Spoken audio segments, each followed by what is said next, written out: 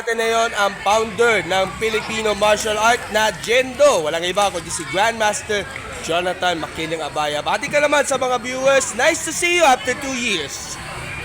Nice to see you too. Again, after 2 years. Batiin nyo ang ating mga followers sa Sports Corner. Binabati ko ang followers ng Page Corner. Sports Corner! Sports Corner! Okay, so ang inyong pinapakita niyo yan po yung... Ito yung Warriors of the World na ipinablis at saka nakatranslate siya sa iba't ibang lingwahe in 5 continents. Ito yung kay inotor ni Chris Cuderi. Yes. At pakita natin yung part na kung saan andun ka sa mismong andun ka sa mismong encyclopedia.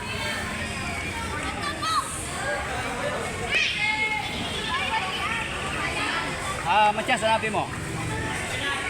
189, dali. Okay, page 189. So ito yung book kung saan ipapakita natin yung mga founders ng iba't ibang mga martial arts disciplines around the world. Worldwide, lahat ng recognized, kinikilala at sabihin, established na, nandito lahat, including yung founder. Oh. Ang nakakatuwa, worldwide, ako na lang ang buhay. Worldwide dito. So pakita natin yung part na andun ng Jendo. Yan po yung parte ng Jendo na nandun sa libro sa page 187. At ang founder nito ay si Jonathan Makiling. Yes. And then meron dito mga ibang mga sports. Ito, Lamneco, Eskrima, Pilipina. Edgar Solite, Yaoyan, Nap Fernandez, Modern Arnis natin. Modern Arnis, Remy Presas. Yes. At Yung kapatid niya, At of course, kombatan. Ernesto Presas, yung kombatan, at yung Escrido Siriato Cañete. By the way, buhay pa to, patay na rin to si Patay na rin, Siriato. patay na. Pero ikaw na lang ang natitira sa lahat. Worldwide. So, ang unang tanong sa inyo, sa ilang dekada ka na natututunan ng inyong Jendo, which is basically, you're the founder. 1973. So, 1973. So, Nung itinatag siya. 50 years! Yes. 52 years na sa industriya ng Filipino martial arts. At sa loob ng 53 years, ano siguro ang pinaka masasabi nating malaking ambag na rin para sa Filipino martial arts sa pamamagitan niya ng Jendo? Siguro ito yung nag-connect sa atin sa iba't ibang bansa na dala natin ang ating Filipino flag. At siguro sa ngayon, nag-iisa pa lang siya na kinilala na martial arts sa North Korea. Dahil naikwento natin sa inyo kay Kuya Christopher na ikaw ay diplomat na pinadala doon sa North Korea para matutungan sa ng Jendo. At pinag-usapan natin before sa ating programa dahil ang dami mo siguro mga naiiwan mong legacy pagdating sa Jendo na kailangan nyo ipasa sa mga kabataan natin. Yes. At Hindi tayo bumabata, tumatanda tayo no? Kailan pasa na. Pero of course, kahit alam natin, may edad na tayo, pero hindi pa rin nawawala. Hindi ka pa rin tumitigil Yes. sa inyong passion niya na matuto mag-Jendo. Ano nga yung sikreto niya? Actually, siguro pagkain ang sikreto. Ingat tayo sa pagkain, ensayo. Dapat iwasan natin yung mga nakaka-stress na bagay. Lalo na yung mga gadgets, Yes. droga, Yes. mga sabihin natin mga alak, sigarilyo, Yes. at lahat ng mga Lahat ng bagay sins, na lahat makakasira ng sa mga katawan. kasalanan natin dahil ipromote natin yung mga sports kagaya ng mga iba't ibang mga Filipino martial arts. Napuntahan ko yung Sikran, nandiyan ang Arnis, at iba pa mga Filipino martial arts. Kayo yung isa sa mga nagtataguyod niya pagdating sa sports. So, siguro, ano ba ang iba pa mga sikreto? Sikreto sa katawan o sa propagation ng martial arts? Lalo na sa propagation sa martial arts po. Talagang pag nag-propagate ka ng martial arts, lalo na kung tinatawag nating original natin, mahaba yan. Inabot na tayo ng 52 years sa propagation. Ang nakakatuwa doon, nakasalang na siya for screening ng Philippine Olympic Committee. Siguro itong 2024, kung papala rin tayo, 2025, 2026, magiging member na tayo ng Philippine Olympic Committee. Siguro pagka lumabas na ating accreditation, meron na tayong demonstration ng Southeast Asian Games. Pero Oping, in the years to come, abang nababuhay ka pa, maybe someday, baka marating na rin Southeast Asian Games, Yes. then tatawid na rin sa Asian Yes. Games, Yes. then tatawid na sa pinaka Yung Olympic Games. Olympic Games na pala. At ito yung isa sa mga sinusulong ninyo ng International Gendo Federation at Gendo Philippines Association na isabak na ang Gendo, ang sariling ating sport sa mismong Southeast Asian Games, Asian Yes. Games at Olympics. Yan siguro yung long-term plan ninyo, sir. At meron bang iba pa mga long-term plans po? Ang sinusulong natin ngayon yung establishment ng student organization in all school na marireach natin.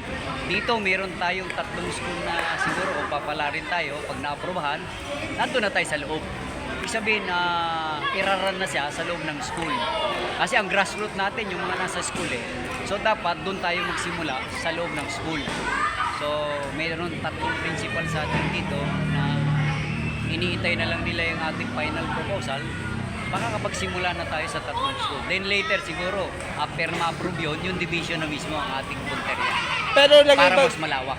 Oo, at nakikipag-usap ba kayo with the DepEd, Yes. pati yung Yes. Mandaluyong NGU na Yes. supportahan niyo yung proposal ninyo? Actually, lahat ng naging palaro natin, yung in-school youth martial art games, recognized ng DepEd yan. Merong endorsement ng DepEd.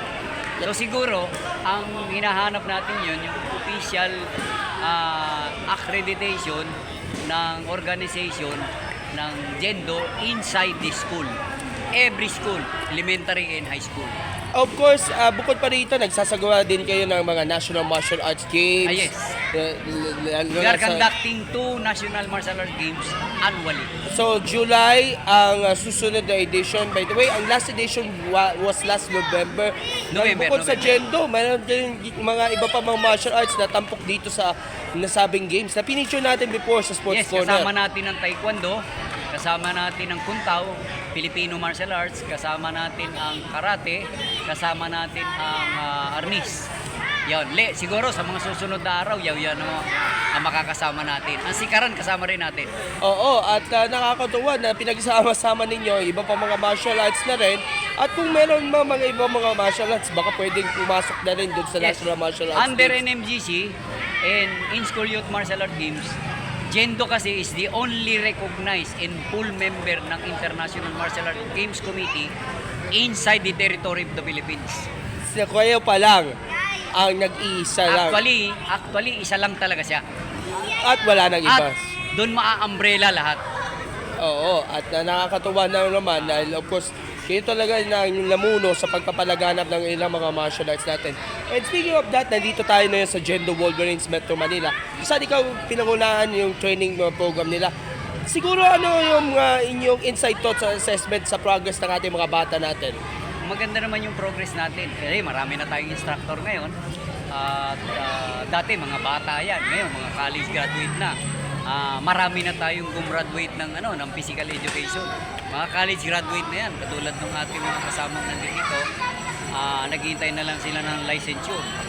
So, naging maganda yon dahil nakagraduate na sila, binantayan natin magmula nung elementary, high school hanggang sa makatapos ng kolehiyo. At maraming siguro mga Gendo instructors are overwhelming talagang support sa inyo dahil ikaw talaga yung pinaka-mentor ng kanila ang lahat sa Gendo clubs para at least may pagganap po yung Gendo sa iba't ibang parte ng Pilipinas, Luzon, up until Mindanao.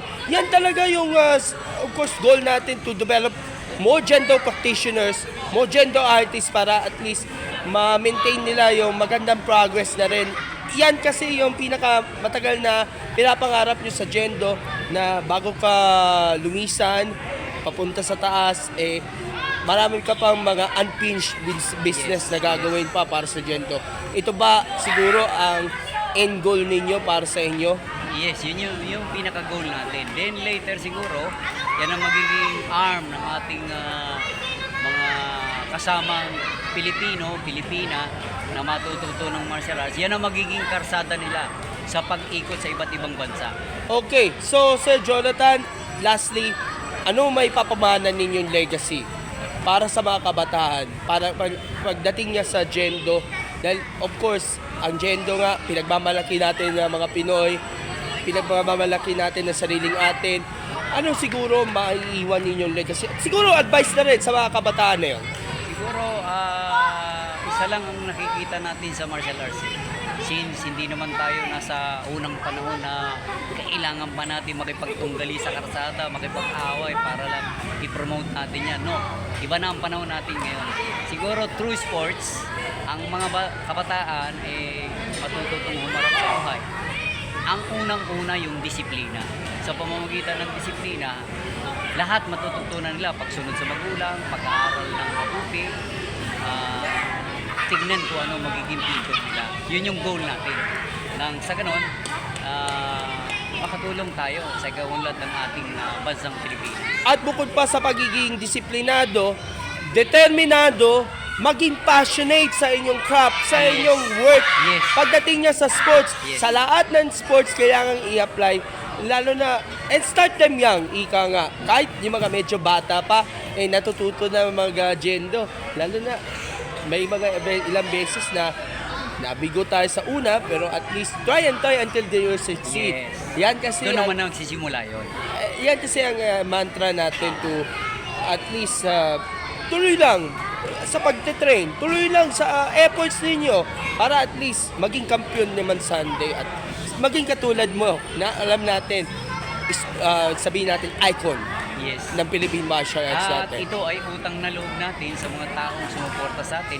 Isa ka na ron. Siyempre, ang Sports Corner na naman dahil of course, tumutulong tayo sa lahat ng mga iba't ibang mga sports, tumutulong tayo sa mga iba't ibang mga associations para i-promote yung mga iba't ibang mga ganap sila at nakakatuwa dahil napapansin tayo. At Dahil nagpapasalamat tayo sa ating butihing mayor, Ben Abalos, magmula nung siya umupo bilang mayor noong 1986 hanggang sa pumalit yung kanyang anak na tumatakbo ngayon, Senador Ben Abalos. Sumunod yung kanya namang may bahay na ngayon ay tumatakbong mayor.